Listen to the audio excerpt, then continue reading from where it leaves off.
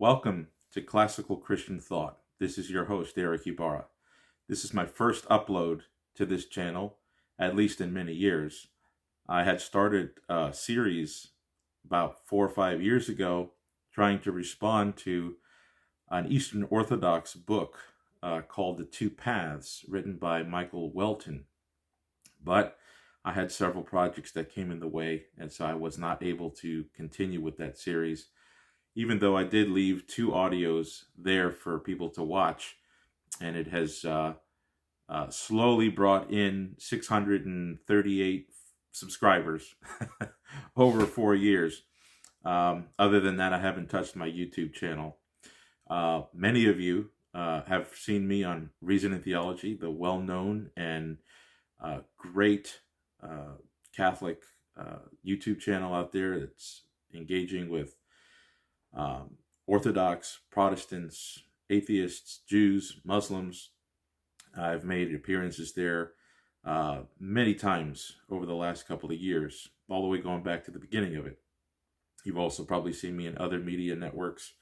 I've shown up on Matt Fradd's Pints with Aquinas. I've been on Gary Machuda's Hands Down Apologetics, and I've also been on some other social media networks, either talking or giving presentations. And so, if you're interested, after you watch this upload and seeing other material by me, just go to my website, which is erickybarra.org. I'll leave that link in the show notes. You could also just go to youtube.com and type in my name, Erick Ybarra, and you'll see some various videos. Those of you who are familiar with me know that I tend to deal with the Eastern Orthodox Byzantine claims against Catholicism. It's been a matter of interest for me for many years, and that's where I tend to focus my material. So this is going to be a little bit different because I have chosen a totally different topic to make up my first upload on YouTube. And that's actually to respond to a very charitable Protestant apologist scholar.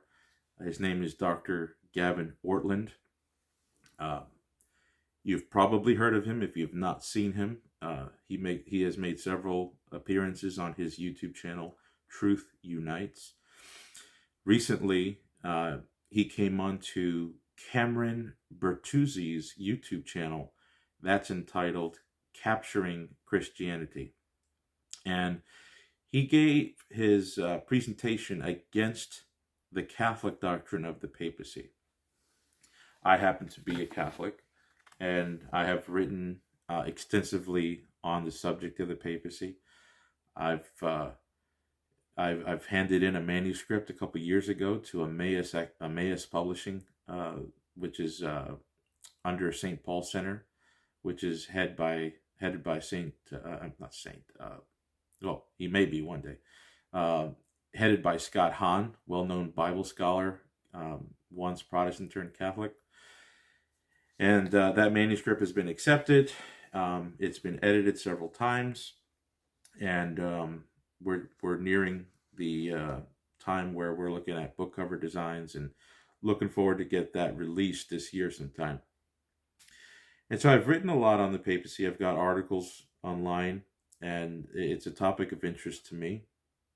And this case against the papacy that was made by Dr. Ortlund was especially interesting to me. And I just wanted to take a chance to respond to the case against the papacy that he made. So I'll be answering some of his objections, some of his reasonings against the papacy. But before I do that, I want to make a couple of preliminary remarks. The first thing I'd like to say is that Dr. Ortlund is an extremely friendly person, and I've gotten a chance to meet him, and I've actually been on live shows with him on Reason and Theology, and we've discussed things through private Facebook chat. and he's been extremely cordial. No animosity against Catholics or anyone else for that matter. So in my response to him, I just want everybody to know that this man is a very tender-hearted, genuine person, and he genuinely loves Christ and is seeking the truth.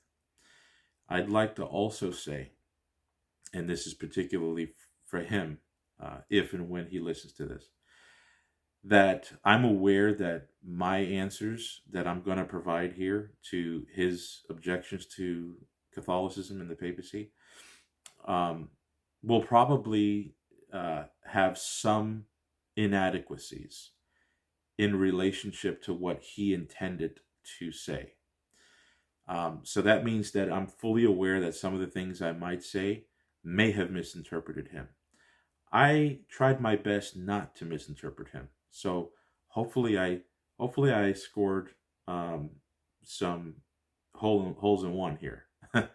But I'm anybody who is aware of my material, aware of some of the competition in the blogosphere against me, they know that I am very familiar with misrepresentation. There's several videos out there, articles out there that claim, Erick Ybarra said this, Erick Ybarra said that, he meant this, he meant that.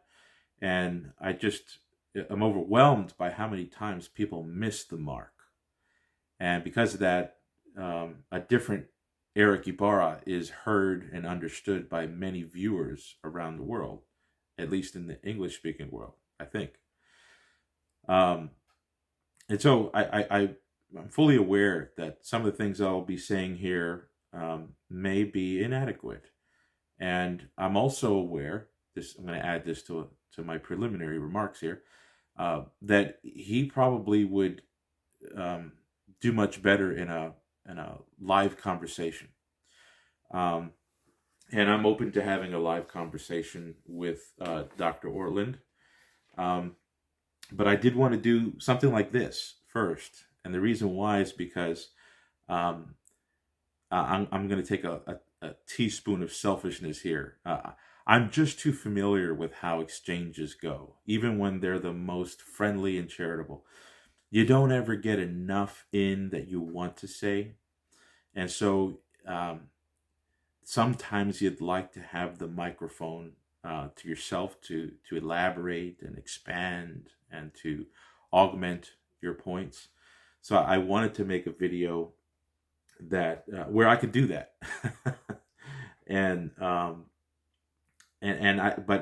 I want to preface here that this is all in good faith. I have nothing but good things to say about Dr. Ortlund, and I'm positive that were he here to get a chance to speak back to some of the things I'll be saying intermittently, that he'd have some really good things to say and some things for me to consider. So, and the last preliminary remark I'd like to make is that I won't be doing any live debates on this issue, at least for a while. I've got one planned for, I think, May or June on the subject of the papacy, and I'm just so occupied doing other things related to my career that I'm not going to be even prepared for that debate. But I agreed to it because there is some benefit to debates, and if there's benefit to be given, why not give it? So with all that said, I want to begin my response to Dr. Gavin Ortlund. Now, I guess I should add another preliminary remark. He gave a presentation on Cameron Bertuzzi's channel, Capturing Christianity. I'll put that in the show notes, the link that is. He only gave a 20-30 minute presentation. Before that it was introductory material, Cameron and Dr. Gavin talking, and then after that he was fielding some audience questions. So it's got to be known that my responses, which will probably be broken up into parts, probably 2 or 3 parts, will be longer than his presentation. And that may seem unfair, and I recognize that. He only gave a 30-minute presentation. I'm here. I have the luxury of elaboration and, unlimited time, God willing. So that should be another preliminary remark that all the listeners, including Dr. Ortlund himself, if and when he listens to this, should take into account. Okay, so let's move forward. Let's move into this. This will be the first part. I'm estimating this will be about 15 minutes. So the first thing I'd like to bring up is the very first thing that Cameron brought up, who's also a very charitable man. Seems like a man who loves Christ with all of his heart. He himself seems to be investigating the papacy and looking into Catholicism, like many of us did, and many of us still do, and some of us who have and have still do have not become Catholic. So he's just in, he's doing his due diligence in searching Catholicism, and we all pray for him and wish him the best wherever he goes. But he initialized this whole discussion with Dr. Ortlund by bringing up what's called a priori arguments for the papacy. And what that means is, if Jesus Christ, the divine architect of the church, built the church on the foundation of Peter, on the foundation of the apostles, and promised that the church would last until the end of time, wouldn't we expect some sort of self-defense mechanism or self-sustaining mechanism to protect and defend and sustain the church in perpetuity from the first century until the end of time? And so because of that, that's an a priori argument, because it's something that is fitting and expected. Alternatives make less sense, for the survival of Christianity. So Cameron posed that notion to Dr. Ortlund, and he basically asked him what he thinks about those kinds of arguments. And Dr. Ortlund responded in a way that I agreed with. I think he basically said, we should not really pay too much attention to a priori arguments, because it's basically, in a nutshell, it's too much dependent upon human, what the human being feels and thinks is adequate and expected and fitting and logical and all those things. And we're just interested in what God did and what God said and what's real. And so he said, Dr. Ortlund said he prefers to deal with the biblical and the historical evidence and just basically keep it at that. So I want to give my brief response to that. And I wrote it out and I typed it out. So I'm going to read it, but I'm going to try to make it engaging as I read it. It won't take long. So if you need to put me in slow motion or fast motion to get through this part, and I'll give some commentary at the end of that. And then we'll wrap up this first part.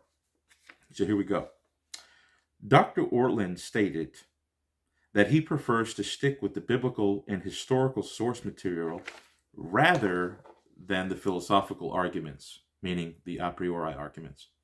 I also used to think this way, as the philosophical arguments can tend to be fused together with presumptions that involve what we would think is the case. And really, we're just truly interested in what God ordained to be the case. And so you don't want to impose a priori reasoning that is crafted from human expectations when the goal is simply to read the real events as God himself has revealed it. However, there are some a priori considerations that are extremely close, if not surprisingly intersectional, to the historical or biblical substance of the material. For example, let's say the Christian religion never made it past the 4th century, and from that point onward, it was simply a historical artifact. The sheer fact that the Christian religion lacked a natural perpetuity would intersect with the historical evidence in order to provide an answer as to whether it is true or not. In this case, it would be a falsification signal proving Christianity false. Therefore, some a priori intuitions are a valid corollary to the strict biblical and historical source material. One can point to the biblical prophecies concerning the church, namely, that the church would be founded by Christ himself as the divine architect to oversee the construction of his church. This architect, like I said he would found his church upon the rock of the Apostle Peter, and that, standing upon that rock, it would not ever be overcome by the gates of hell. That phrase, the gates of hell, has been interpreted by early Christian commentators as the corruption of the original true doctrine of Christ that saves the souls of men. So, in other words, the gates of hell overcoming the church would mean the corruption of the church's doctrine into something that it wasn't originally given by Christ. Christ promised that his church would be the society of the new covenant, abrogate the old covenant, and that it would be the source of salvation for all who believe, beginning in Jerusalem, Judea, Samaria, and then moving onwards to Antioch, Arabia, Damascus, Rome, and even to the ends of the earth. He also promised perpetual divine assistance so that the church would always be able to sustain its mission as the light of the world. Therefore, the a priori consideration that this kind of society founded by Christ would outlive the apostles and be the very essential religion that brings people to Christ for every century going forward is at least a reasonable consideration to add upon any historical examination of the evidence. To be more concrete, I think we could all agree that there were no evangelical Baptists running churches in the 1st, 2nd, 3rd, and 4th centuries. And let me pause there. I don't mean to be cheeky.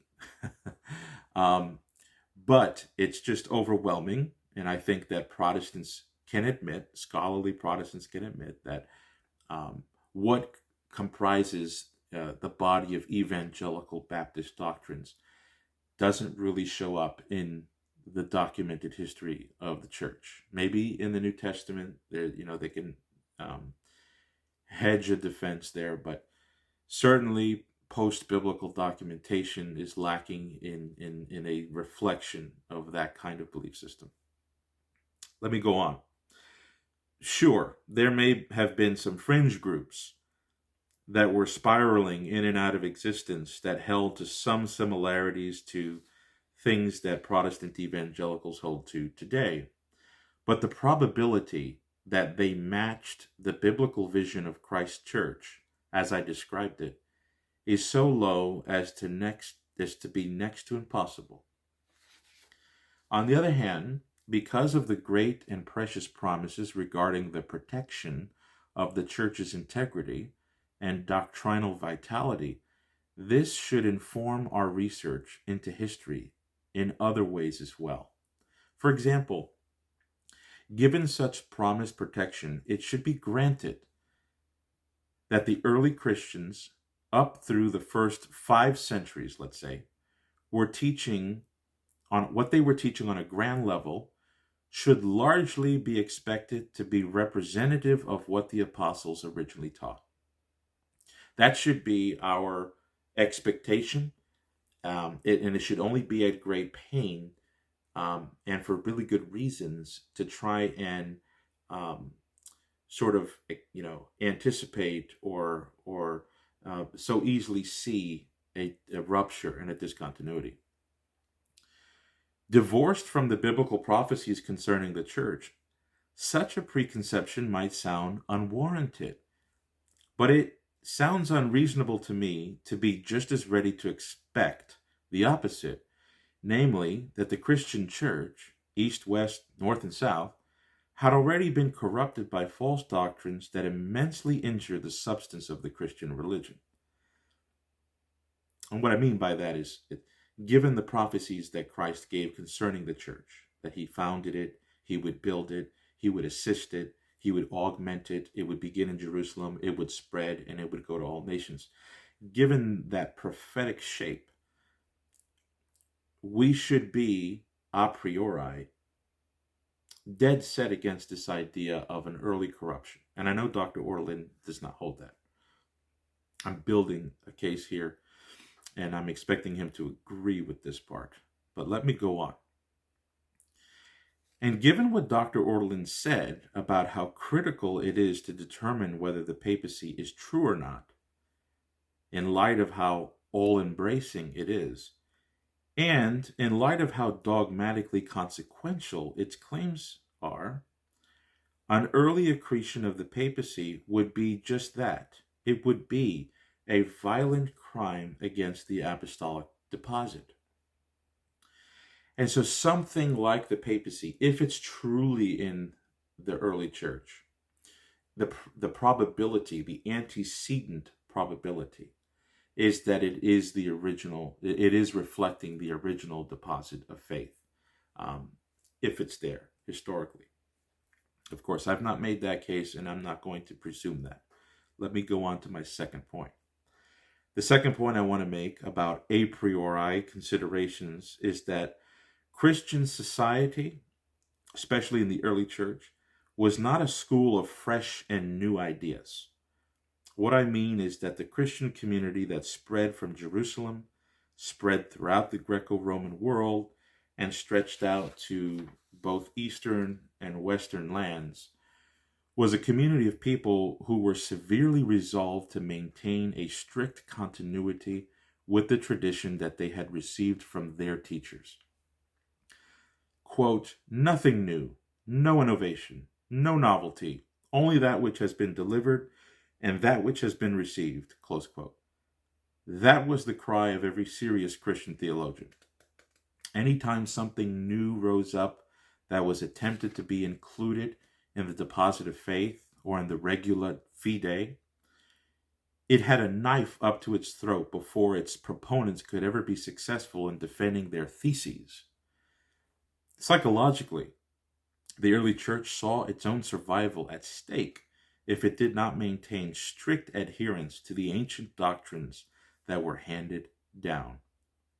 When you have a human society that is brainwashed in such a way, they are not psychologically capable of just allowing accretions and novelties to venture into their belief system without an out-and-out battle for the truth, which for them would be an out-and-out battle for their souls. Therefore, when the historian looks to find what the original content of the Christian religion was in the beginning, in the early history, he or she should not be so open-minded as to think that what was taught at a grand level in all corners of the world by the 3rd, 4th, 5th centuries was radically different than what the apostles had taught. We should be rather expecting, highly anticipating, cognizant of the high antecedent probability that what they were teaching is a reflection of what the apostles taught. Now, disclaimer.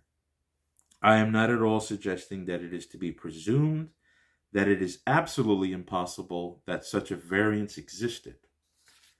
I am simply saying that, given the biblical descriptions of what Christ would do with his church, it should only be with painful and extreme necessity that we open ourselves to considering such a variance.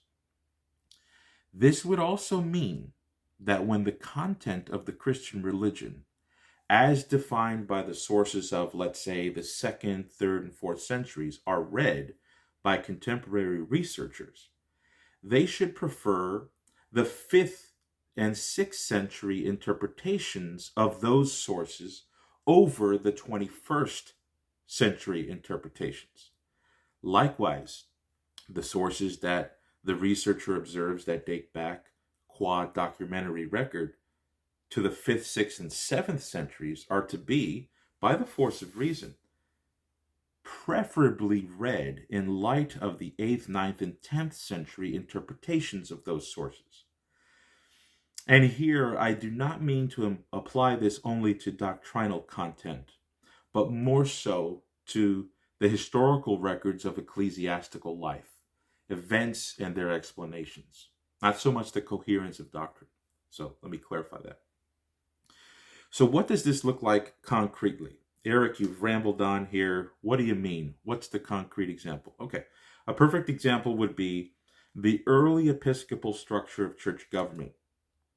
Some of the 1st and 2nd century sources seem to suggest that what the apostles created was a presbyterial structure, elders and deacons, of equal elders within each local church, perhaps with the option of having one of them as a sort of captain for good management. An option. However, 2nd, 3rd, and 4th century sources understood there to have been a mono-episcopal structure from the beginning by divine mandate, not optional. What are we to do? Are we to prefer what seems to be the best interpretations from our end of the 1st and 2nd century sources? Or should we, given the a priori credibility of Christ's church, trust rather the later 2nd and 3rd century interpretations of the earlier testimonies? If we're following my reasoning, it's only with great pains that we should come to the conclusion, oh no, the early church was a purely presbyterial structure. And later on, based off of human mandate, based off of circumstantial events, based off of the intelligence of the post-apostolic church, they created the mono-episcopacy. That kind of conclusion is not unreasonable. I'm not saying it's unreasonable. It is not. It's not indefensible, but it should be something towards the bottom of the explanatory options. Because what we get immediately in the forthcoming history are interpretations of church government that are axiomatically of the opposite side, namely that the monoepiscopate is divinely instituted. And to their recollections, it's always been that way. So let me move on. Similarly, the debate over baptism between Pope Stephen and Cyprian of Carthage. Some researchers look at this story and simply point to the fact that there was resistance to a papal decree that enforced certain disciplinary modifications for both Western and Eastern churches. They underline, boom, there was a resistance to the Pope. And that somehow spells out more answers for them than some of the surrounding facts, which could be equally significant. I'll go into that. However, there are some interesting facts that illuminate one's interpretation of these events if we just consider how the whole event was interpreted by the wider church as time went on.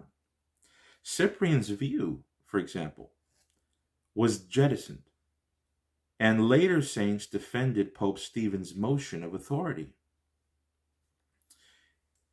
You could see this especially in the Commonitorium of St. Vincent de Lerins.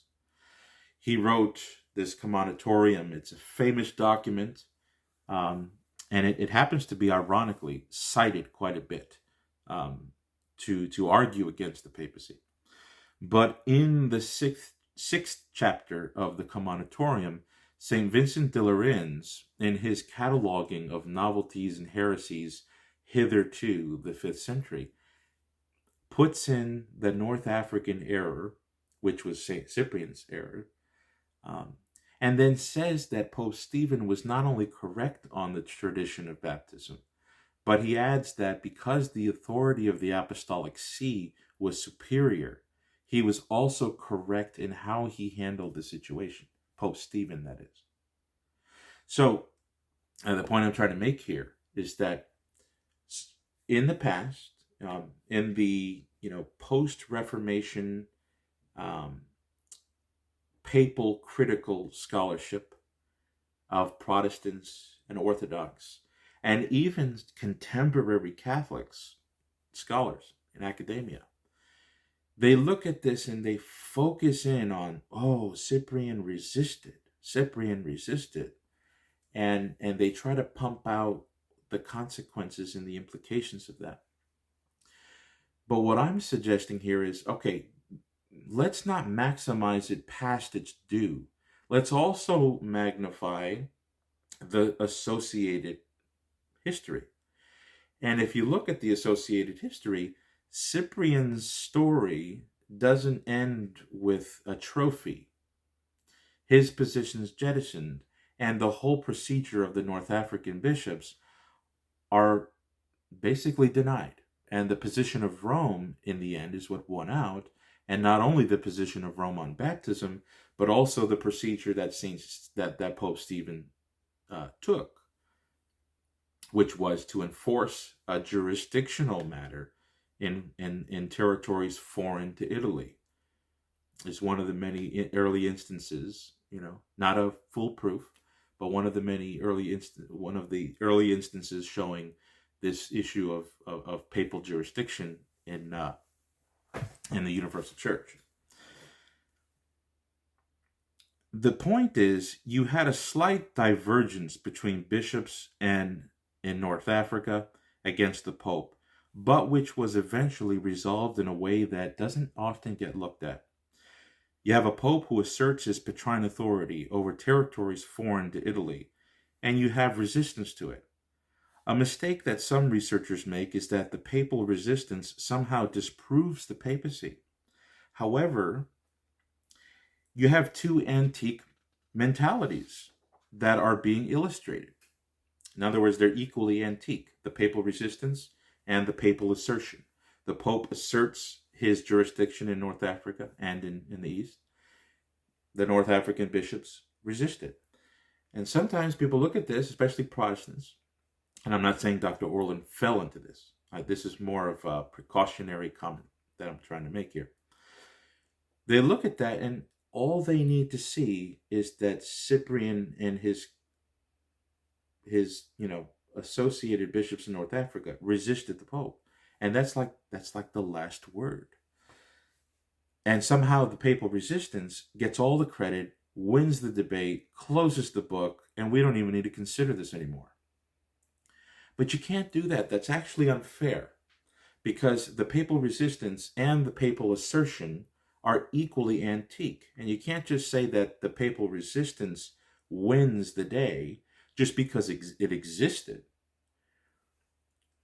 Just like the papal assertion doesn't win just simply because it existed. Other factors have to be taken into account.